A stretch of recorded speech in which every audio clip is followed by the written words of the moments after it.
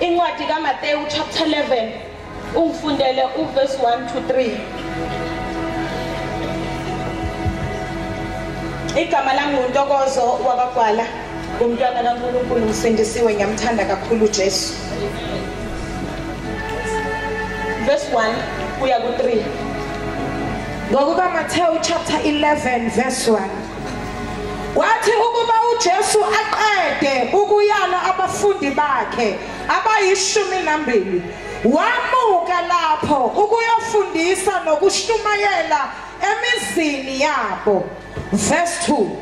Kwathi-ke uJohane esetilongweni ezwile ngemisebenzi kaKristu, wathumela ngabafundi bakhe. Verse 3. Wathi kuye, wena unguye ozayo, noma sobheka omunye na? Uphindele verse 3.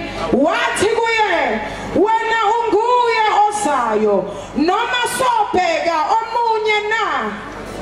Thixo awunangaleko, Thixo awunasigqibelo. Ukhona ezindaweni zonke, ukhona ngamaxesha onke. Phaya ezinkwenkwezini Jesus, uhlezi khona wena. Singakabikho zona, wena Thixo wawusukhona Jesus.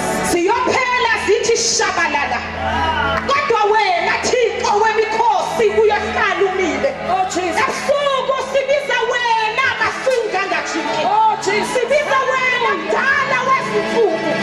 Khona ezinkwenkwezini Jesus, wena kuyaphela konke kushabalala, kodwa wena Nkulunkulu wemikhosi uyahlala umile. Siyashayela kunendawo ukhashaya. Oh Jesus, hallelujah. Siyathandaza ukuthi ukhulume inhliziyo yakho Jesus, ngezwi lakho nasebusuku kwelihle igama likaJesu. Thank you Jesus. Incwadi engiyifundile, incwadi ebhaliwe kaMateyu, la khona sifunda ngoJohane. uJohane lithi ivesi wabiza abafundi bakhe ababili. Wayekade esejele ngaleso sikhathi.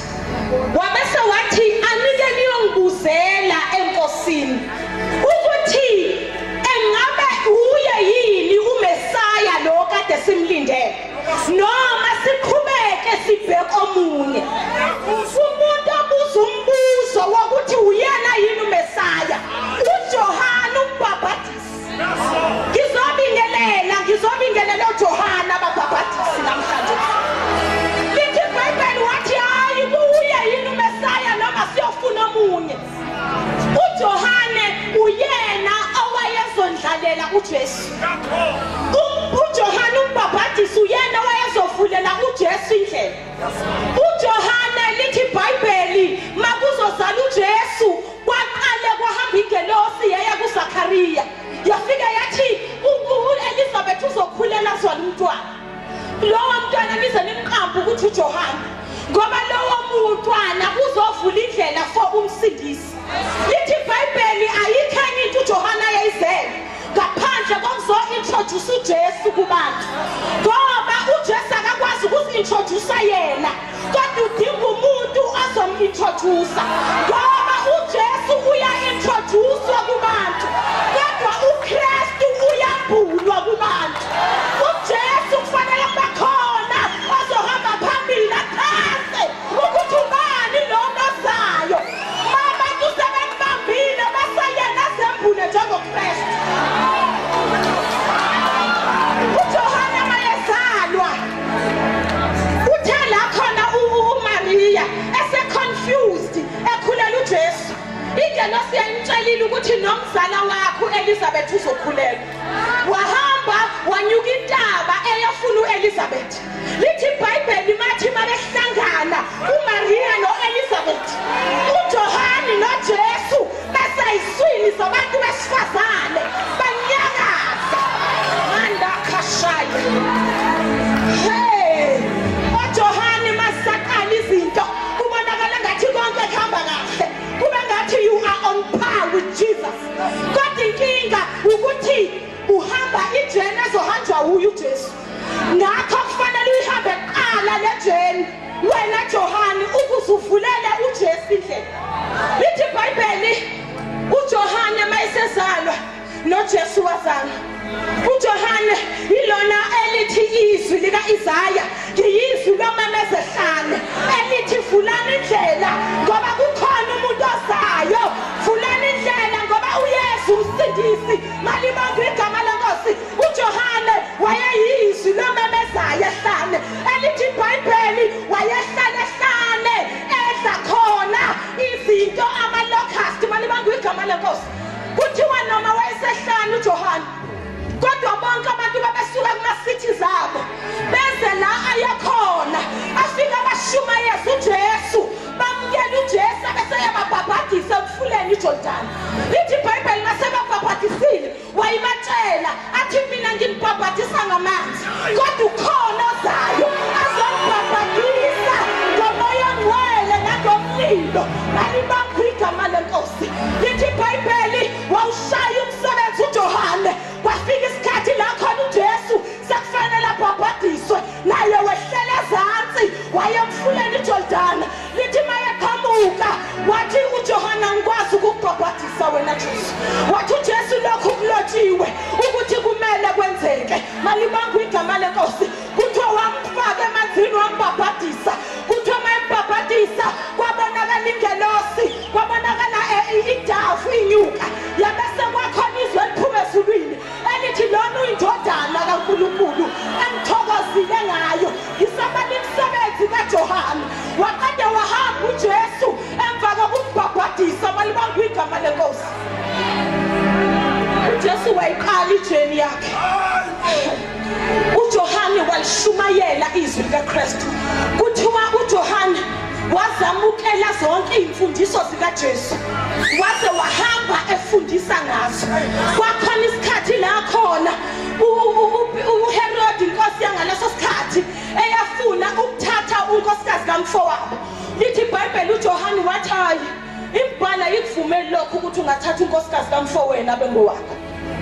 Bese uHerod wamfaka ejele. Wangena ejele uJohane. uJesu waqhubeka wahamba eshumayela.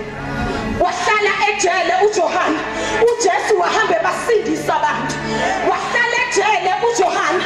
uJesu waqhubeka babhabhadisa abantu. Wahlala ejele uJohane. uJesu waqhubeka enza ama-miracles. Lithi iBhayibheli ngaleso sikhathi ngiyacabanga kokuthiwa ama-meetings kusho ukuthi kwakuyimvuselela ama-crusade ngaleso sikhathi. Abafundi bakaJohane uJohane masesetilongweni bahamba bayo-attend ama-crusade kaJesu. Babuya bazomtshela uJohane ukuthi izinto ziyenzeka kulowa muntu kuma-crusade. Abangaboni bayabona, abangezwa bayezwa, abangabathola abantwana bayabathola, iy'mpumputhe ziyabona, abebengahambi bayahamba. Lithi iBhayibheli wabese uJohane wabiza abafundi bakhe ababili wathi ngicela niyongibuzela uJesu ukuthi kusawuye yini uMesaya noma silindele omunye. Into eyenza uJohane abuze lento ukuthi mina Johane sisacrifice impilo yami ukintroduce wena emhlabeni. Into eyenza uJohane abuze ukuthi u-expect ukuthi uJesu abe wokuqala uzomsindisa maseboshwa. Phela lithi iBhayibheli uJesu is prophet zazithi umbuso uyoba semahlombe akhe. Ngakho babe expect ukuthi uzofika rule maserula abesathatha umbuso wamaJuda awubuyisele kuwona ususe kumaRoma azowubuyisela kumaJuda. Babona ingenzeki leyo baphathwa kabi. Into eyenza phela amaJuda ngamamukela uJesu ukuthi akawamithanga ama-expectations abo. Into eyenza uJohane abuze ukuthi kusewuye yini yingoba uJohane ulindele ukuthi mina njengomuntu owambhabhadisa, mina njengomuntu obevula indlela kuzothi mangifaka etilongeni uJesu uzoba wokuqala ukuzongibona. Kodwa uJesu wangeza kwabona uJohane. uJohane ulindele ukuthi mina njengoba kade ngibabhabhadisa ngisho ngithi uyeza uzongikhipha la ngoba naku kuthiwa wenza ama-miracles ngaphandle. Kodwa uJesu wangeza komkhipha. Manje uyabuza ukuthi hayi uye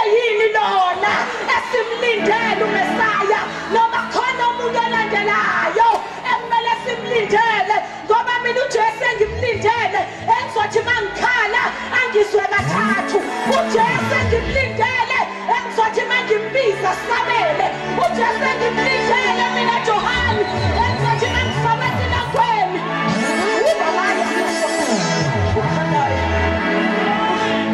ngivumele Jesu ngi-express indlela engizizwa ngayo njengoJohani mina Johani yimi lona incwadi eyasho ukuthi ngizokuvulela indlela mina Johani yimi lo engihlalile hlane ngenxa yevangeli lakho mina Johani yimi lo kade babhabhadisa awusayiboni yini imisebenzi yami weJesu Jesu hayi yimi Johani yimi Johani uyena yini uMesaya noma kumele ngilindele omunye njengoJohani uphayasho haleluya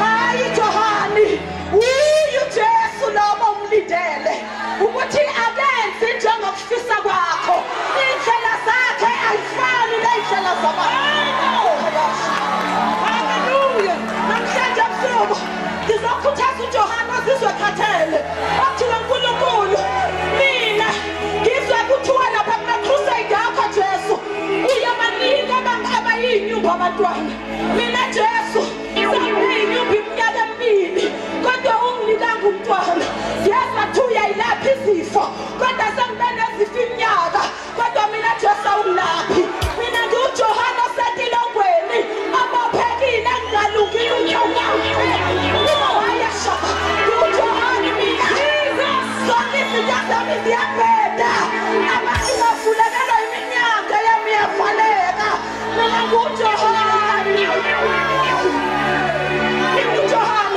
yimina uJohani Jesu abantu bathola imisebenzi mina uyangiphelela abantu bathola imoto yami yahliwa yimi uJohani hayi abafundi bami Jesu ubonile yini ukuthi sengikhiqiza abafundi nalabafundi bayangijikela masengisetilongweni ba-athenda ama-crusade abanye bayakwazi into ziyenzeka ngoba mina ngiboshiwe yimi uJohani yimina uJohani Jesu awusakhumbuli yini imisebenzi yami ubungengikhumbula yini ubungengikhumbula yini Jesu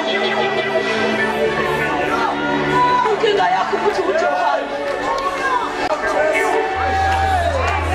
ngiyabingelela ntukumeni kaJohani ngiyabingelela kwizizwe zikaJohani ngiyabingelela awona weJohani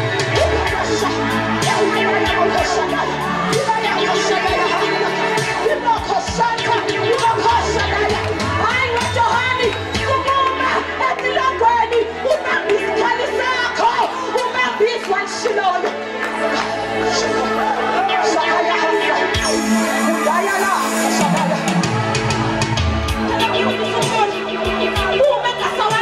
expectations zakho usuke sefuna ukuthi ubambe izwa shilo usuke sefuna ukuthi hayi uzathi mabusisiwe abange yuhlehla emuva ngenxa yami Jesu ufuna ukuthi hayi ukhona uNkulunkulu izwi lakhe linguyebo linguamen izwi lakhe liyafezekisa hayi alibambe igama leNkosi hayi phela izwi lakhe uthi uDavide izwi lakho Jesu liyisibane enyaweni zami athi hayi lingukukhanya endleleni yami athi lingumuthi amathanjeni ami awuvuka ekuseni uphuze nangumuthi ayizwi likaJesu phuza nangumuthi ekuseni uphuze mini uphuze ntambama ngizobambisa izwi ukuthi bayeke babambe okuphathekayo kodwa wena Johani nanti izwi hayi nanti izwi lakhe lithi iBhayibheli ulizwi wayekhona ekuqaleni ulizwi wayenguNkulunkulu ulizwi wayenguNkulunkulu lithi ulizwi wehla wahlala phakathi kwabantu uma ngasubona ngathi akenzi usuke sehamba phakathi kwabantu usuke sehamba phakathi kwabantu efeza izwi lakhe uyalimela izwi lakhe lithi iBhayibheli uyaphumelelisa ngezandla zakhe lokho akhulumilayo ngomlomo wakhe weJohane